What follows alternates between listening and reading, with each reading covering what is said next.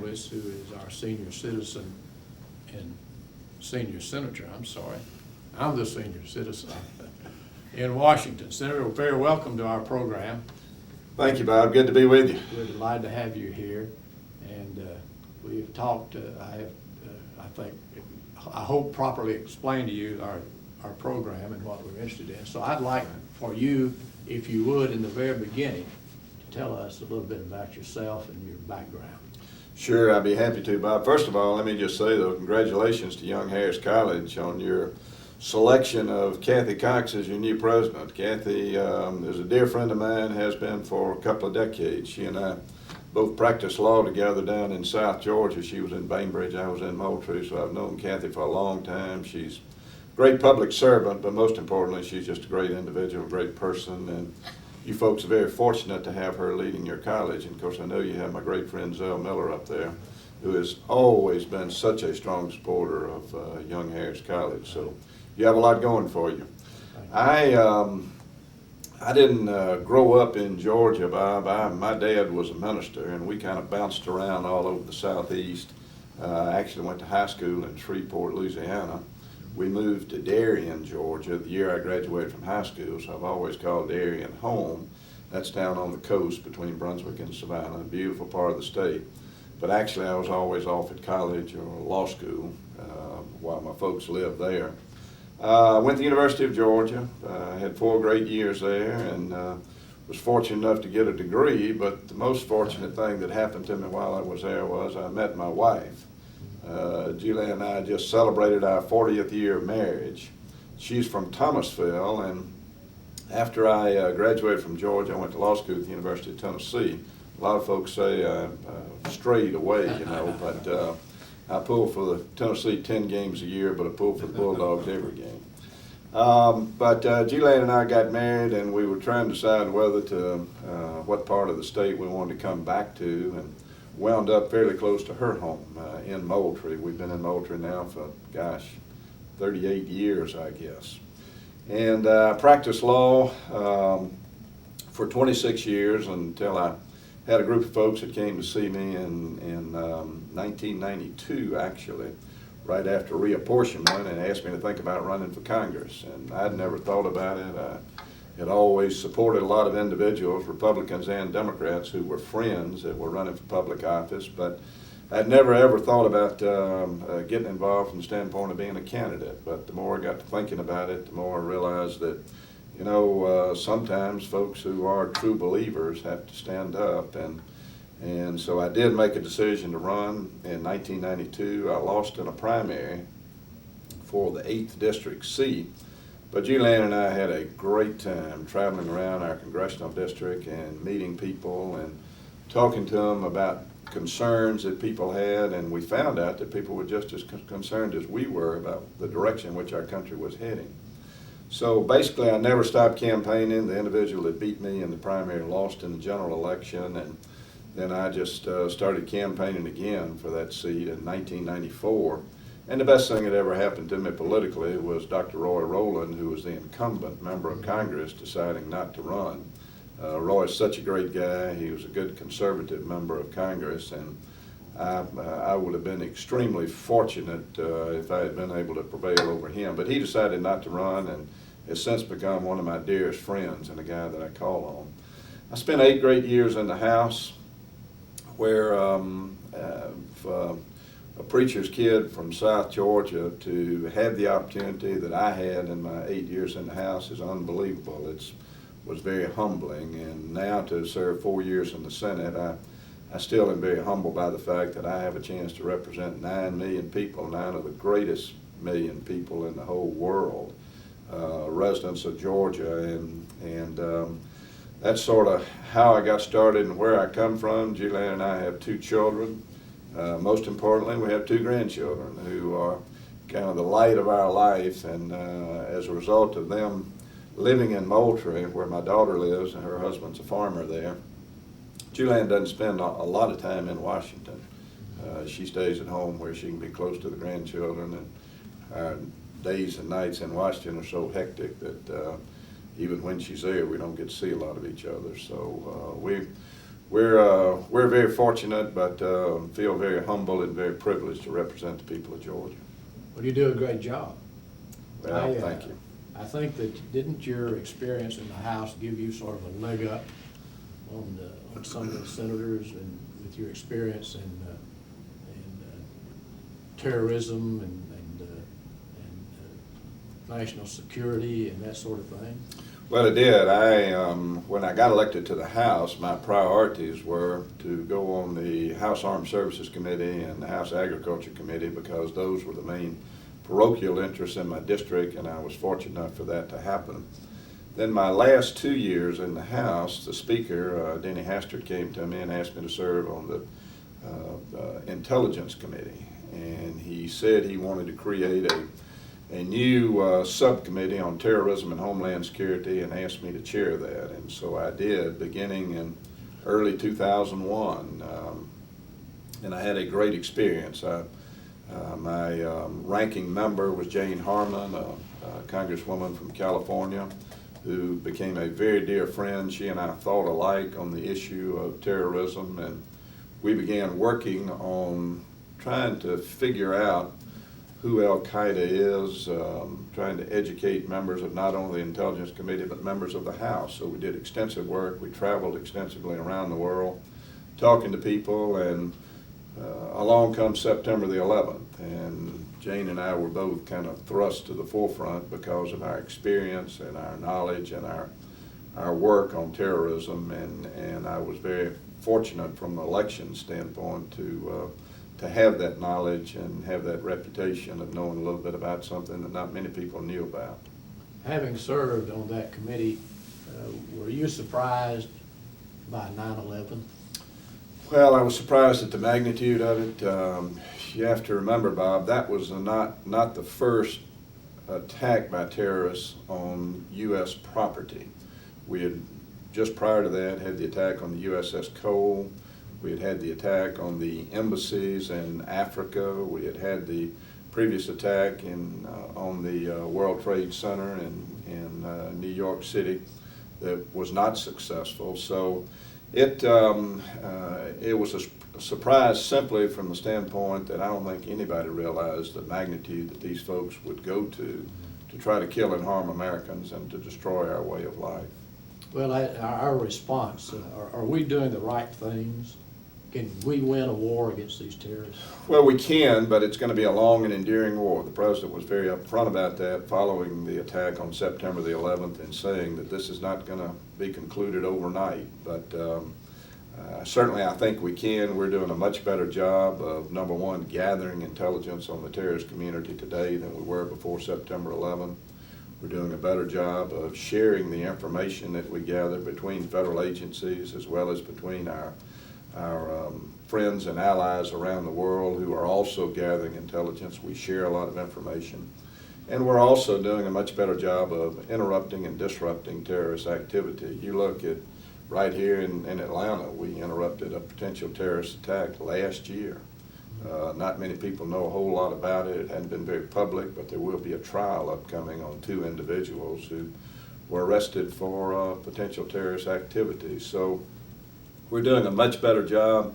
Militarily, we are the world's only superpower now, but you're not going to win a war against the terrorists purely from a military standpoint.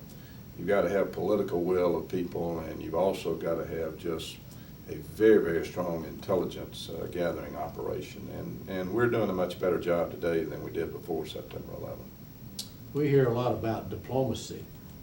Do you think that the United Nations or any similar organization is capable of helping us negotiate settlements or peace with these terrorists? Well, I haven't been a big fan of the United Nations in recent years. I think under the leadership of Kofi Annan, we had an individual there who basically was corrupt. He was taking payoffs. We knew it.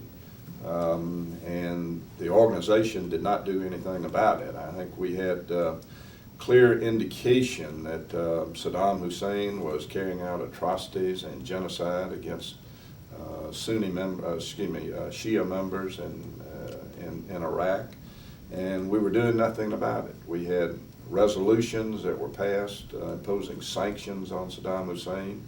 We had resolutions that required him to come forward and tell us about his program of weapons of mass destruction. Those resolutions were never enforced. So I think the United Nations has been rather weak in years past.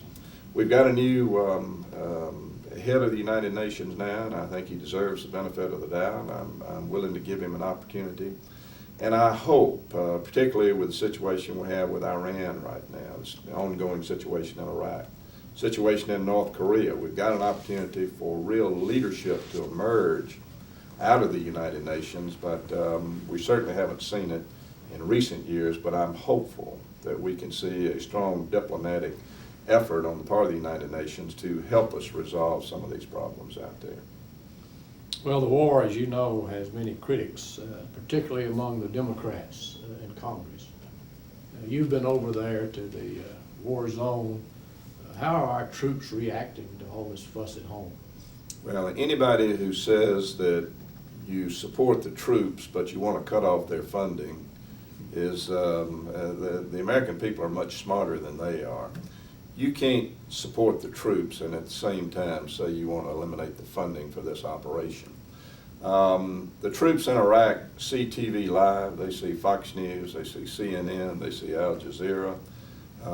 I get emails regularly from troops in theater in Iraq, and they get really upset when they hear these comments being made on the floor of the Senate or the floor of the House or in news conferences relative to what needs to happen in Iraq and how it needs to happen. I mean, these are professional men and women. First of all, they're very brave men and women wearing the uniform of the United States of America, and they're doing a terrific job. But for us to think that as members of the House or Senate that we should micromanage that war, we're kidding ourselves. We need to leave it to the military officials on the ground to do what's best to try to prevail in this conflict.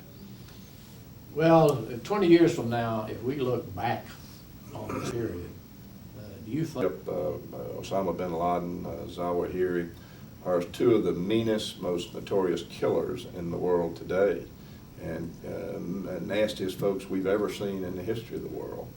So yes, I think we were right in going into Afghanistan, taking out terrorists, the terrorists' ability to train the jihadist members of their organization.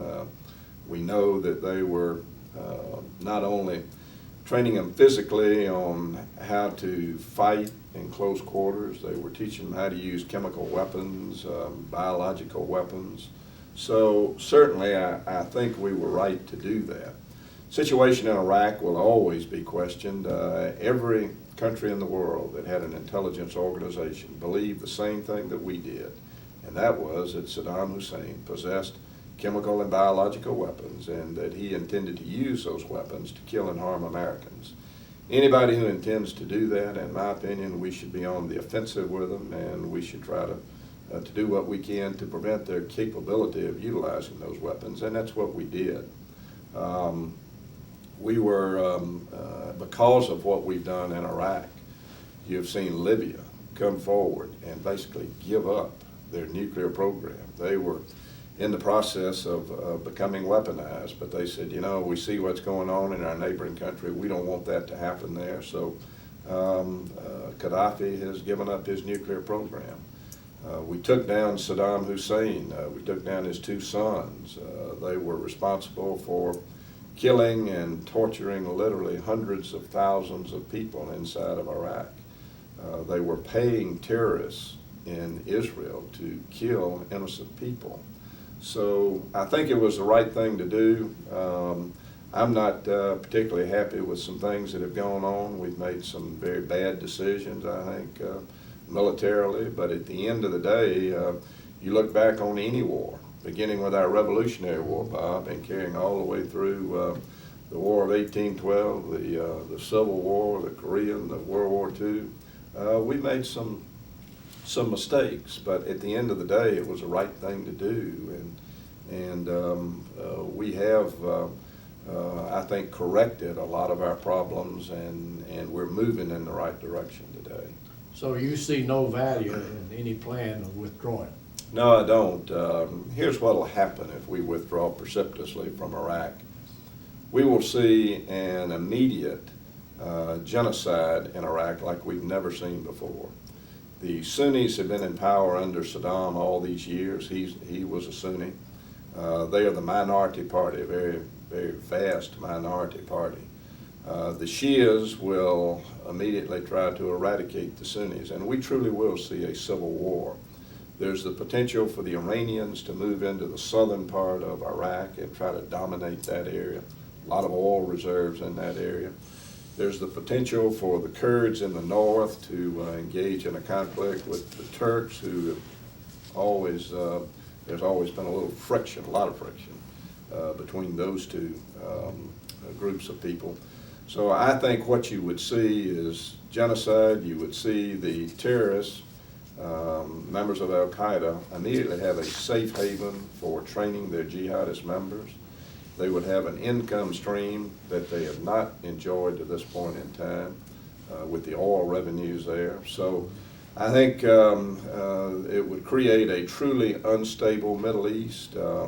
The Iranians have said that, the leader of the Iranians has said his goal is to destroy Israel and to obliterate it from the earth. It would give them more of an opportunity there. So it's incumbent on us to do what's necessary to try to make sure that we destroy the terrorist network, but at the same time, we need to have some sort of stability in that part of the world. You have had a very broad perspective on the issue of immigration. There are several schools of thought about that, as you know. Is there a solution to that problem?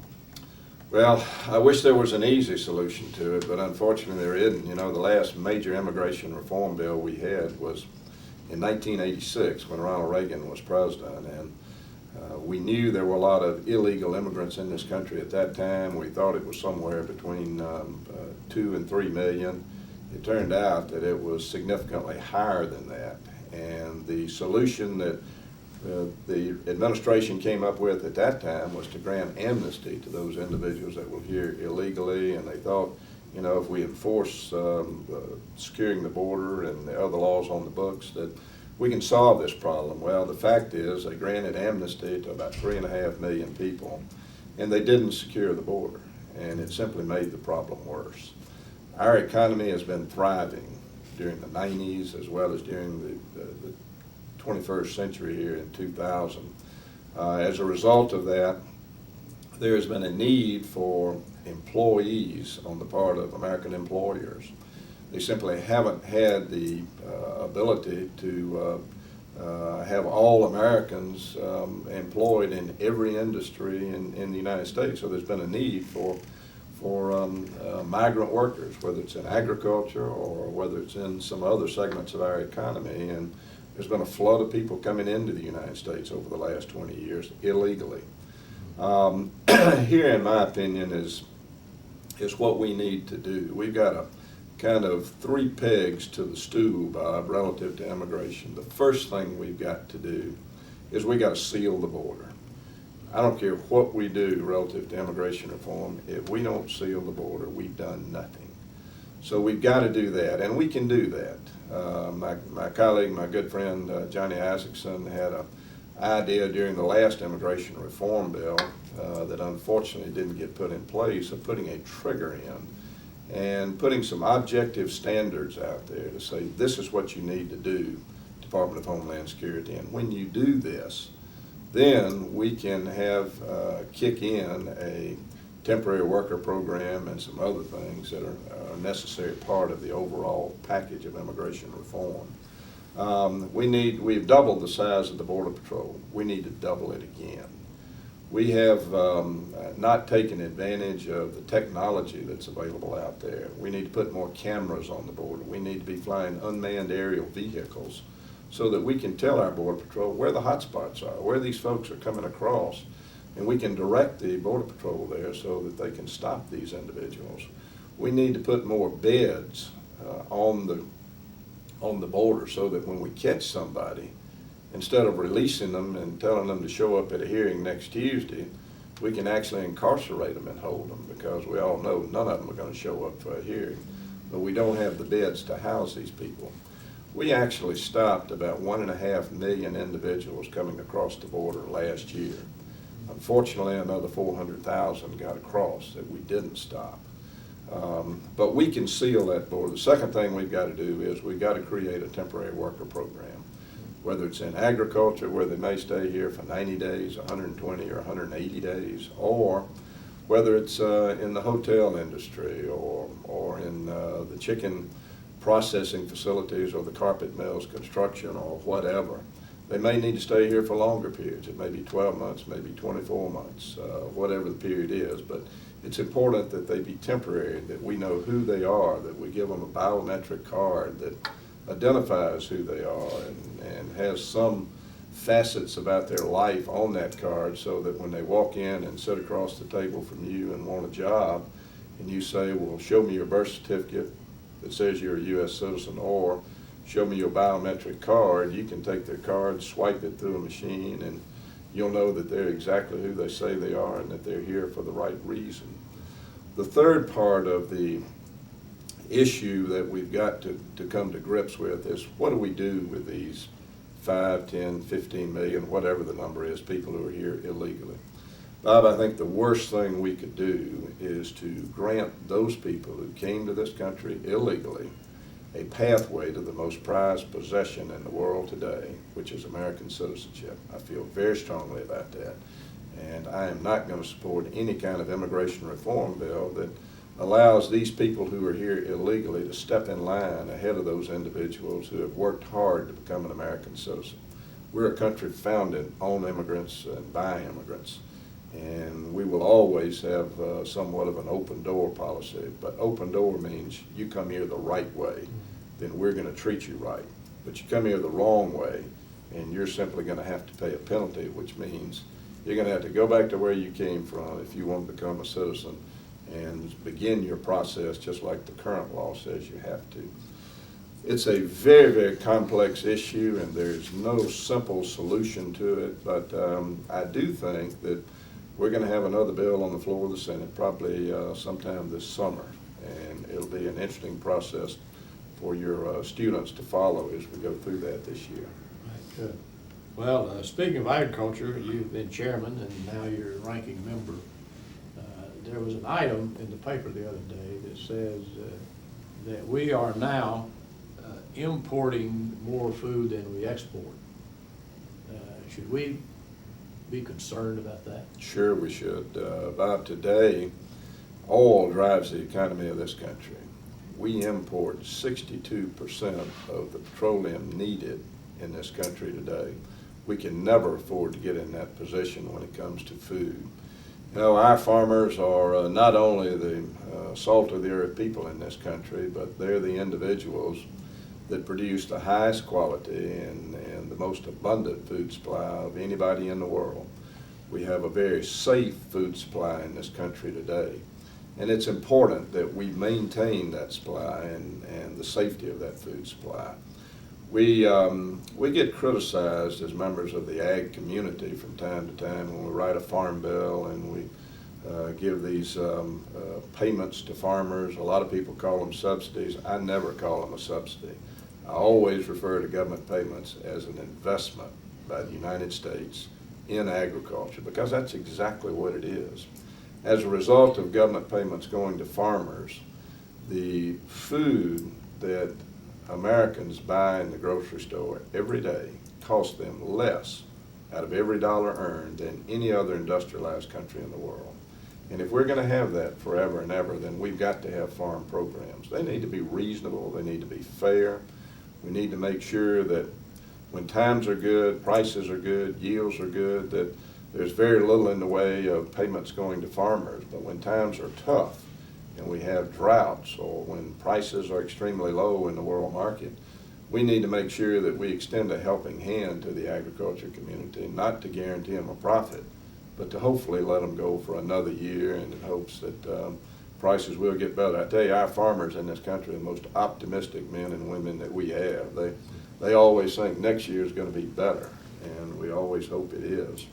But I'm very proud of my relationship to the agriculture community. I enjoyed, obviously, my 2 years as chairman, and now I'm enjoying being the ranking member as we move into the Farm Bill, because we will be a major player in crafting policy that is going to affect farmers and ranchers, not just in Georgia, but all across America for the next 5 years. And this will be my 3rd Farm Bill. I don't know a farmer in America that wouldn't rather get every dime of their income from the marketplace. And we're going to strive to craft a Farm Bill that will allow that to happen, but in the tough times to also extend that helping hand to agriculture. Do you think global warming will have an effect on farms and agriculture? Well, certainly it's going to have an effect on this country, and thereby it will have some effect on agriculture. I went to Greenland last summer, and I was there in August, so it was not the coldest time of the year. But there's something going on there. There was a lot of melting. Now, I can't tell you whether there was more ice being frozen on the back end of this than there was melting on the front end. But I did have an opportunity to talk with scientists, individuals from America as well as from around Europe, who had been working in Greenland for 25 years or more. And the consensus there was that there is something happening, but they could not tell us whether the melting that's going on is caused by nature itself, because this whole area melted on its own 4,000 years ago, or whether it's attributable to mankind and some of the things that we're doing. The real answer probably is it's part of both, and we've got an opportunity now to do something about it. I think we need to be careful. We do not need to do anything drastic that will destroy the economy of this country, but we need to take a look at it and figure out over the long term how we can make sure that we don't destroy the environment in this country, and we can do that, and farmers will play a key role in that. Well, you are following in the footsteps of 2 great Georgia senators, Russell and Nunn, as a member of the Armed Services Committee. They, of course, devoted a great deal of their time in Washington fighting for a strong military. Do you think that our present strength militarily is strong enough to carry out our mission all over the world?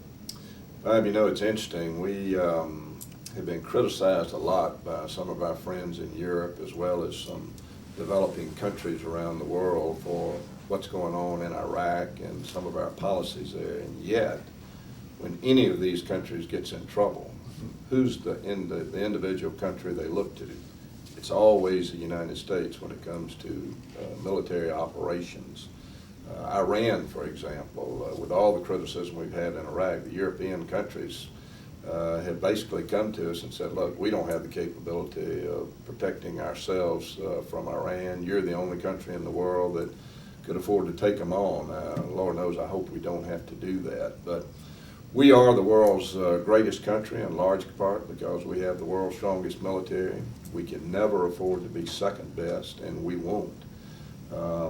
We're very blessed with brave young men and women who, even in these difficult and dangerous times in the world today, times when you can't pick up the paper or turn on the TV without seeing individuals that have been wounded or killed in Iraq, we still have an all-volunteer military, and we have men and women every day signing up to join our military because they're patriotic and they want to help their country. So I think from the standpoint of our force structure, while it's been strong, even though we've downsized it some, we're looking at increasing our numbers again right now. We're going to add about 90,000 individuals to the Marine Corps and the Army. I think we need to do that, but I think our force structure is very solid. From a weapons standpoint, we have the latest, most technologically advanced weapon systems of anybody in the world. A lot of them are made right here in Georgia, the F-22, the C-130, the C-17, any number of other weapon systems are manufactured right here in Georgia by Georgians. And we've got to continue down that road of staying ahead of the curve. A lot of people say, for example, with the F-22, well, that's a very expensive airplane. Why do we need the F-22 when we're not worried about Russia now like we used to during the Cold War days when this program was developed? Well, my response is pretty simple. If you tell me who our next adversary is going to be 20 years from now, then I'll tell you what weapon systems we need. But obviously, nobody knows the answer to that question. And so what we have to do militarily and from a policy standpoint in the Senate and the House is to make sure that we do stay ahead of that curve. It's real expensive to do that. But if our children and our grandchildren are going to enjoy the same safe and secure America that we have all enjoyed, then we simply have got to continue down this road of making sure that we are the world's strongest military. One of our policies in our reflections program is to submit questions asked by either the students or the adults in the continuing learning. And naturally, the adults are interested in Social Security. And they want to know how you feel about the future of Social Security in the United States. Well, Social Security has been a very valuable asset to our senior citizens in this country. It's a little over 60 years old now, and it's done well.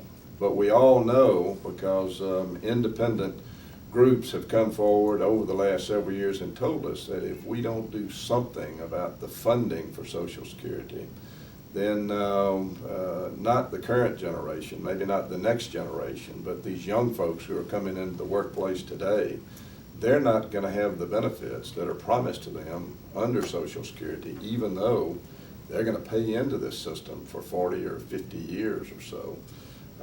So I think we've got to look at Social Security. We've made some changes in years past. I was born in 1943.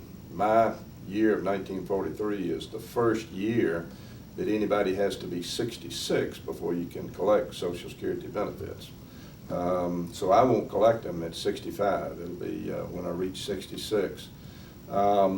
We have increased Social Security taxes from time to time. I don't think we need to do that again. I think we can make reforms in Social Security that don't reduce the benefits, but that don't require taxes. We can do things like, if somebody has an income of X number of dollars, and I don't even know what it is, what that should be from a retirement standpoint. Bill Gates, for example, or Warren Buffett, billionaires, why should they get Social Security benefits? We can means test Social Security and save an awful lot of money. I think that those are the kinds of reforms that we ought to lay on the table and debate, and I don't know what the answers are, but I do know that we've got to do something, not to protect those who are getting benefits today. They will always get their check every month as long as they live. But these young folks that are coming into the marketplace, it's simply not going to be there for them if we don't start making some changes now. Do you think there's merit in the president's idea of having them invest a part of their contributions to Social Security? I think it is. All you have to do is look at 401ks that people have invested in over the last couple of decades. Gosh, the average rate of return on the Social Security Trust Fund for the life of the trust fund is about 2.8%. Well, you and I can go to any bank in Atlanta or Young Harris today, and we can buy a CD that's going to pay us significantly more than 2.8%. I think that individuals who pay money in ought to have the opportunity to take their money, not the employer portion of the money, but the individual's portion of that money that's paid into Social Security, and if they want to direct all or any part of that money to go into something other than the general revenues of the United States, where they're going to earn 2.8%. If they want to earn higher than that, then they ought to have that opportunity. It will have no effect on benefits to seniors today, but it will allow those individuals who are coming into the marketplace the opportunity to have 100% of the benefits when they reach retirement age. A lot of talk about taxes. The fair tax proposal that has been brought forth. Do you think that has a chance of passage? I know two things about our current tax system. Number one, it's not fair and it's not equitable. every time we try to provide tax relief to hardworking tax-paying Americans, we complicate an already complicated tax code even more. And Zell and I talked about this while he and I were serving together in the Senate. I am a supporter of the fair tax, as is Zell. I think, secondly, that within the next decade, within the next 10 years, that we probably will be moving to some sort of change from the current system into something different. I think the fair tax is the best way to go. If somebody has a better idea, I'm willing to listen to it. But here's what the fair tax will do. If you are working today, obviously you have income taxes taken out of your weekly check, your monthly check, whenever you get paid. You have Social Security taxes taken out. You have unemployment taxes taken out. You have any number of federal taxes that are withheld. All of that money would be added back to your check because all of those taxes would be paid for with a consumption tax. Every head of household in America today, every tax-paying head of the household would receive a check from the government every month. And the purpose of that check would be to offset the basic supplies, food, medicine, whatever, that individual will be purchasing during that month. So if somebody is low income, they will get a check every month, and that check will be used to pay their 23% consumption tax on goods that they purchase. If they are a high income earner, it won't nearly pay the 23% that they will be buying, because naturally people who make more money will spend more money, and thereby they will pay more in taxes, just like the current system. Those that earn the most money pay the most in taxes. But that system would be fair for a couple of different reasons. First of all, we would eliminate the Internal Revenue Service. We would not need it. There are 47 out of the 50 states today that have a current sales tax in place. We could contract with all 50 states to collect this money and send a check to the federal government every month, and we could pay them a healthy fee to do that. Secondly, we would be able to fund Social Security, Medicare, all of our social programs without ever having to raise taxes. And we could make sure that those individuals who are operating on a cash basis today, and there's a large legal and illegal network out there operating on a cash basis that don't pay taxes today, but yet they spend money, they would all of a sudden be paying their fair share of the tax revenues coming into Washington every year. So I just think it's a direction in which we need to go, and like I say, if somebody has a better way to do it, I'm certainly willing to listen. How about inheritance taxes? Well, again, under the fair tax, all inheritance taxes would be eliminated. I have been a proponent of elimination of the death tax. I think it's the most unfair tax we have on the book. I mean, we tell all of our senior citizens all of their lives, the federal government says, work as hard as you can, save everything you can save, and at your death, Uncle Sam's going to reach in your back pocket and take 55% of everything you've earned. Something that's not right about that kind of system. I don't think it's fair. I think we ought to eliminate it, and the one thing we know is if we leave money to our children, they're going to spend it somewhere along the way. But that's okay. We worked hard for it, and thank goodness we can leave them a little something, but 55% of it ought not to go to the federal government. Senator, we appreciate you being with us. I would like to ask you, if I may, one final question that has been brought up, and that involves the Patriot Act. Do you think the Patriot Act is too severe? Does it break a man's constitutional rights? No, I don't think it does. Bob, you know, we have been very cautious in the original enactment of the Patriot Act, as well as the reauthorization of the Patriot Act, to make sure that privacy rights of individual Americans is well protected. Now, if somebody is overseas having conversations about attacking America, if they're talking with terrorists overseas, then we ought to have the opportunity to figure out what they're saying. And we do that. We allow for that under the Patriot Act. If somebody comes into this country with the idea of breaking the law and carrying out a terrorist activity, we have methods under the Patriot Act to gather intelligence on those individuals without interfering in any way or gathering information on Americans. So I think we've put all of the constitutional protections in place with the Patriot Act. It has been part of the reason why we have not suffered another attack on domestic soil since September 11. You ask any FBI agent, you ask any CIA agent, you ask any law enforcement agent across the country what the Patriot Act has done for them, and they will all tell you it's the best tool we've ever had in fighting terrorism and in doing our job of protecting and securing the lives of Americans. So we need to be careful. We don't need to infringe on people's privacy rights, but at the same time, if somebody comes into this country and wants to do something in a harmful way to Americans, we need to be able to protect our citizens. Thank you very much, Senator. It's my pleasure to be with you. Thanks. Let me just talk. Yeah, just tell us. Okay. George Busbee was a dear friend of mine basically all of my adult life in Georgia. In 1969, I moved to Moultrie to practice law, and Albany and Moultrie are very close to each other. I practiced in the Daugherty Superior Court from time to time. Governor Busbee practiced in Colquitt Superior Court from time to time, and we would run into each other. So I got to know him well because there weren't all that many lawyers in South Georgia at that time, and we pretty well all knew each other.